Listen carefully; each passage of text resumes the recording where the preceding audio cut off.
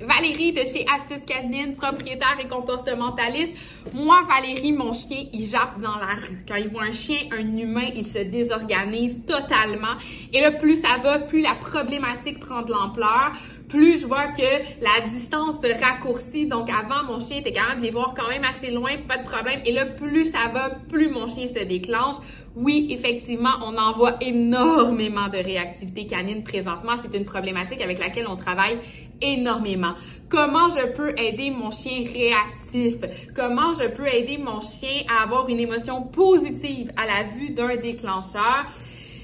C'est beaucoup de travail, c'est beaucoup d'étapes, mais c'est réalisable. Donc, l'objectif, ça va être d'enseigner un comportement alternatif à ton chien. Donc, au lieu que ton chien se désorganise en laisse, tu veux lui enseigner un comportement alternatif. Donc, tu veux lui enseigner quelque chose de nouveau. Nous, on adore enseigner au chien le 1, 2, 3, relâche. Donc, à la suite de cette capsule-là, je vais te mettre le lien pour le 1, 2, 3, relâche, qui est notre élément clé parce que tu dois comprendre que quand ton chien tombe dans une fixation, donc quand il se met à fixer le stimuli qui lui fait peur, tu as exactement 3 secondes pour couper cette séquence-là, sinon ton chien se désorganise. Donc, définitivement, le 1, 2, 3, relâche est notre meilleur ami. On va également utiliser les cherches. Donc, c'est quoi un cherche? Quand je suis prise dans une situation où je ne sais pas où aller, ce que je vais faire, c'est que quand ton chien commence à être en réaction, ton chien n'entend plus, il ne voit plus, il n'y a plus rien qui fonctionne. Donc, des fois, on essaie de leur demander un assis, mais leur cerveau ne fonctionne plus à ce moment-là. La seule chose qui va fonctionner, c'est sa truffe.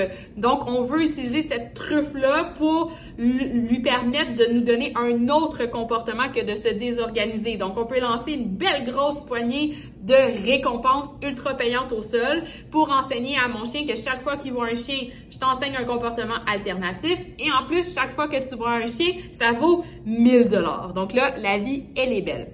Également, on doit super bien comprendre les zones de notre chien. Donc, la zone verte, la zone jaune et la zone rouge. La zone verte, c'est où est-ce que mon chien est 100% confortable, où est-ce qu'il n'y a pas de réaction, il n'est pas tendu au niveau du corps. J'ai un chien qui est très relax. La zone jaune, c'est la zone où ce que vous commencez, vous le voyez, là, il commence à être un petit peu en danger, mais somme toute, je suis capable de le ramener. La zone rouge, il est trop tard, votre chien n'est plus là, il n'y a plus de cerveau. Donc, l'objectif est toujours de travailler en zone verte, zone jaune, zone verte, parce que je veux toujours récompenser l'état émotionnel que mon chien a dans la zone verte. Et éventuellement, à force de faire ce travail-là, votre zone verte va de plus en plus s'agrandir, votre zone jaune aussi, et votre zone jaune, excusez-moi, va être presque disparue. Donc, c'est de la façon qu'on travaille un chien qui va réagir à l'extérieur. Donc, c'est nos éléments clés, c'est les processus qu'on doit mettre en place pour bien aider son chien dans sa réaction.